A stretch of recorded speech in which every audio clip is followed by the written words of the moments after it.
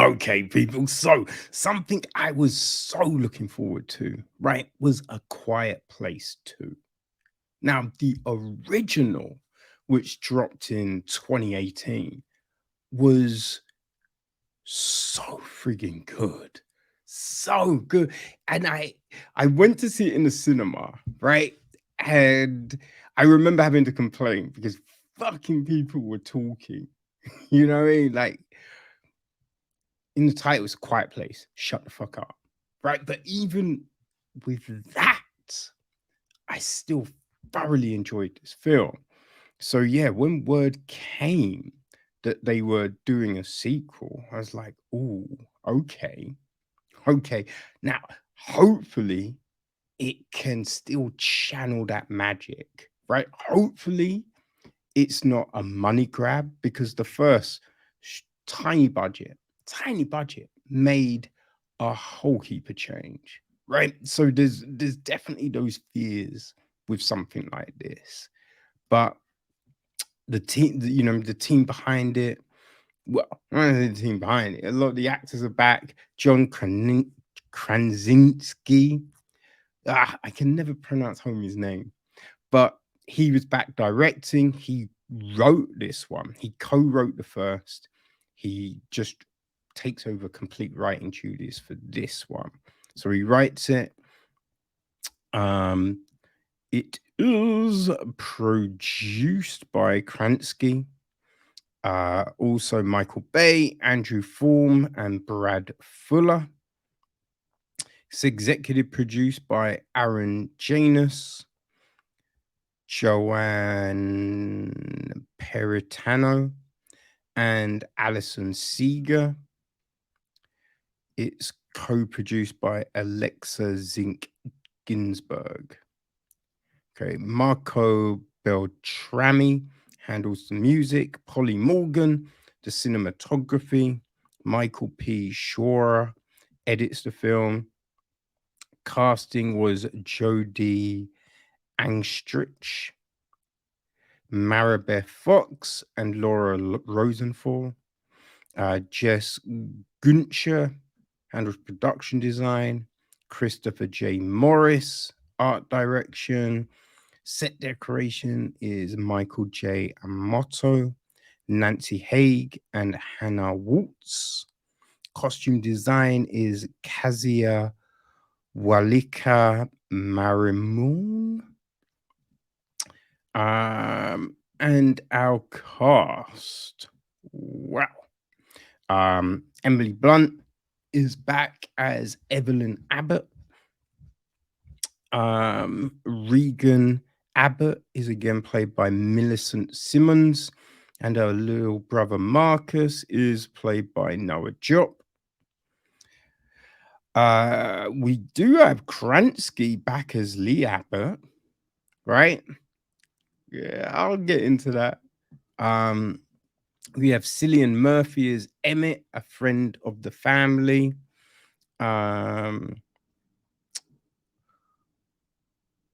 Okoret Omanudwan is kind of also a friend of the family. He's a police officer.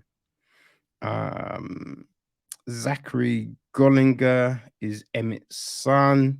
We do not get a name.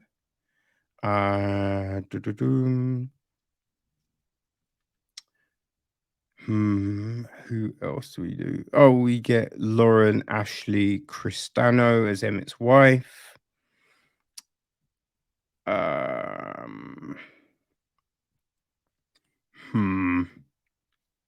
We get Scoot McNary is in it. Dijon Huzu is in it. I can't really say what their roles are. Interestingly enough, right, Dean Woodard plays a younger version of Bo Abbott, and in the original, his brother plays an older version of the same character, and his brother got it in that first film. So Um, David Lundy, he's there. Michaela Pace, Barbara Singer, Ashley Dyke, Alice Sophie Malayukov, Silas Piera Olsen. Yeah, they're all up in it. Now, the gist of the story is this: with the newly acquired knowledge of the seemingly invulnerable creature's weaknesses, grief stricken Evelyn Abbott finds herself on her own with two young teens, a defenseless newborn son, and with no place to hide. Now, 474 days after the all out alien invasion in a quiet place, though a quiet place, wasn't day one, right?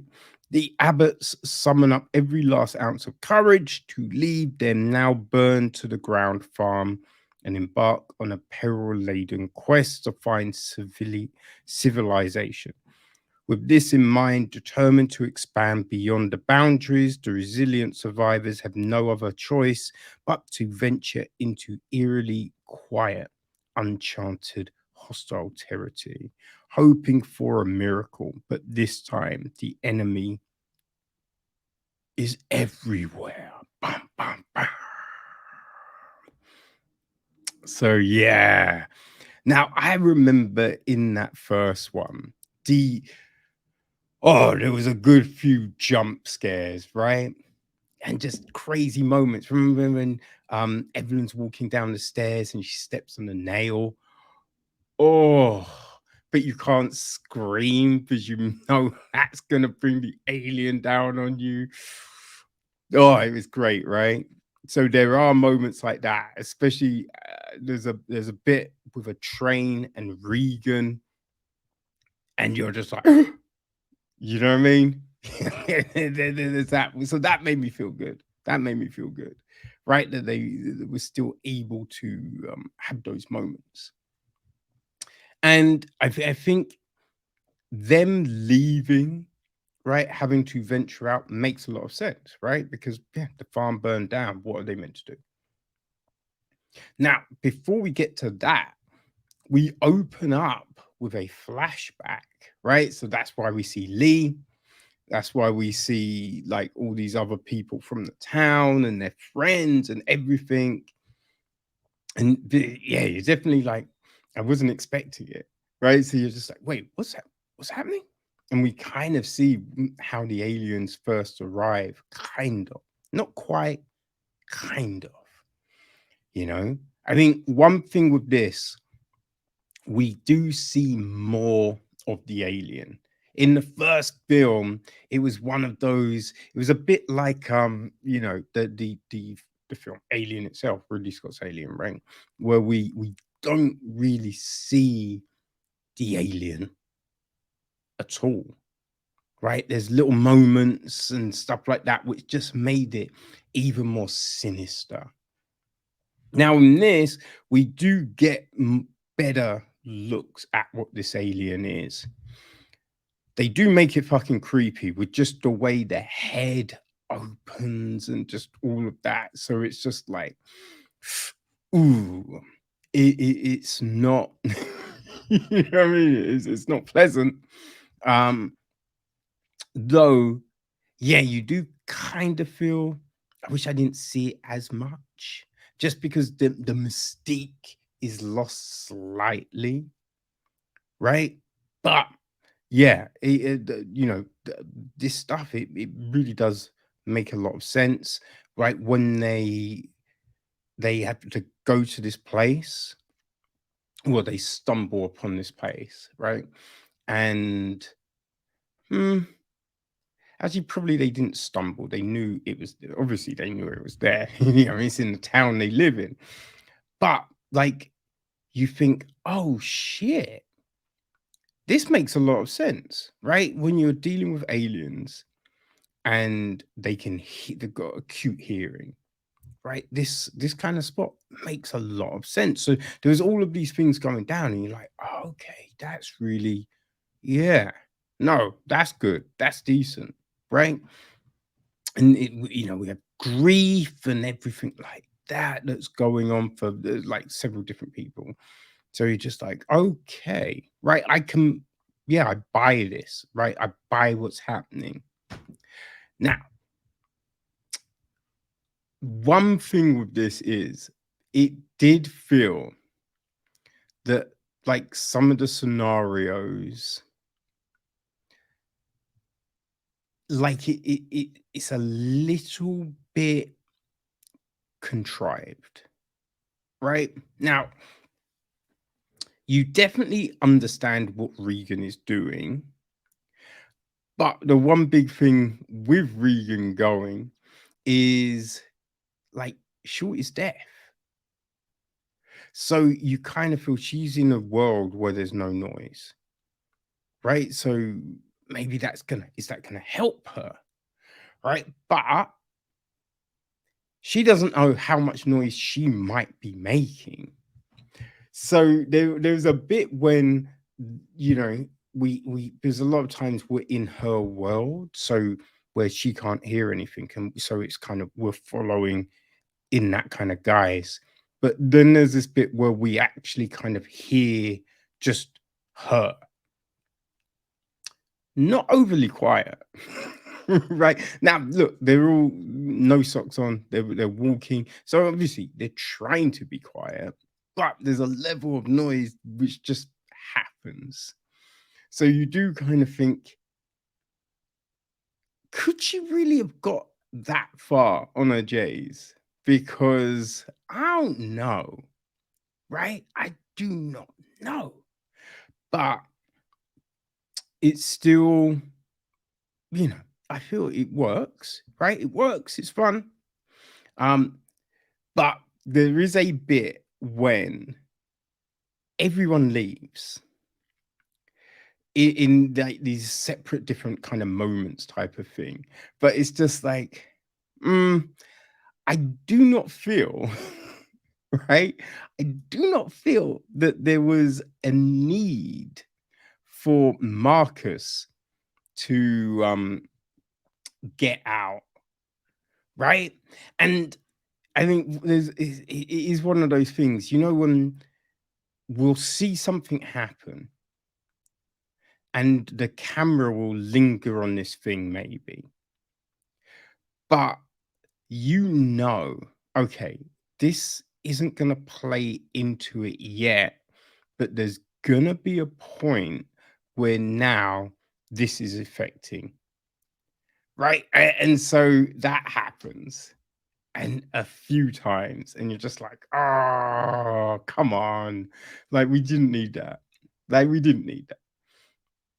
But yeah, there's a bit when they're all outside, and you're just like, I don't know. Did they really need to be outside? You know what I mean? Did they really need to be outside? And there's these interesting moments. There's something at a harbor where you again kind of think, okay, right, I definitely get people doing people shit, but what's the end goal here? Because you know that noise brings aliens. So a lot of people, more chance for noise.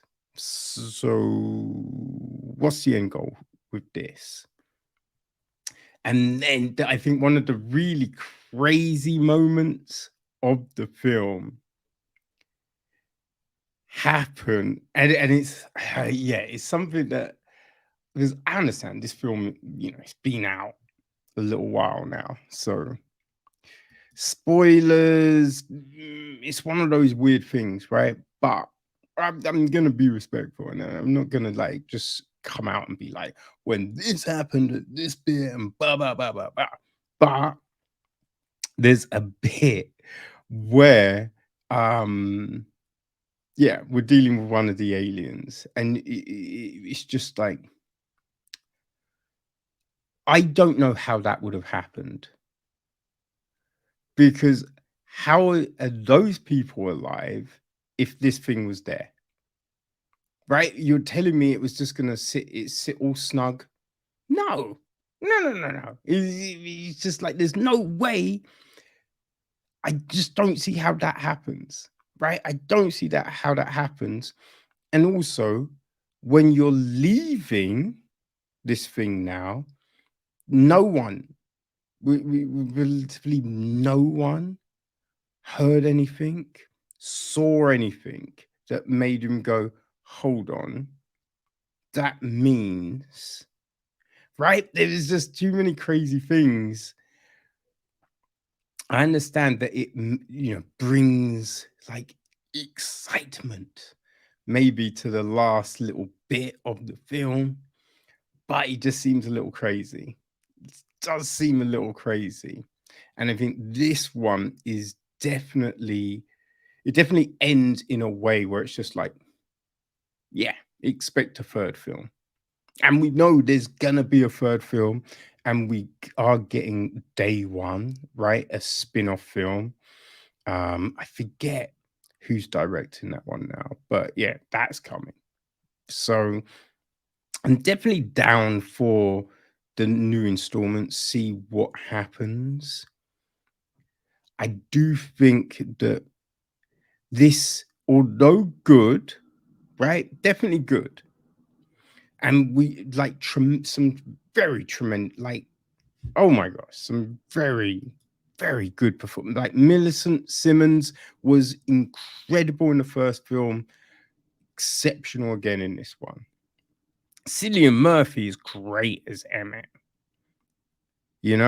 Emily Blunt, very good. Right, John Krasinski obviously is good. Like Noah Jupe, good, but the character Marcus, fucking roll your eyes. Because it's just, yeah, some dumb shit. This character does a lot of dumb shit in this film, for sure. But yeah, no, definitely some good acting, very good cinematography, just all of that jazz. But it's not as strong as the first film.